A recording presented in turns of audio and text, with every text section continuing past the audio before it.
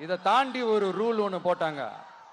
பஸ்ஸுக்குள்ளேயே இருக்கணுமா, பஸ்ஸை விட்டு வெளியில வரக்கூடாதான், கையை இவ்வளவுதான் தூக்கணுமா, இப்படியே வரணுமா, மக்களை பார்த்து சிரிக்காத, மக்களை பார்த்து கையசைக்காத, இப்படியெல்லாம்.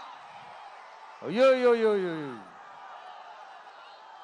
நானும் என்னவோ ஏதோ நினைச்சேங்க. செம்ம காமெடியா இருக்குங்க. I'm just enjoying like anything. நேரடியாவே கேட்கிறேன், சிஎம் சார் மிரட்டி பாக்குறீங்களா?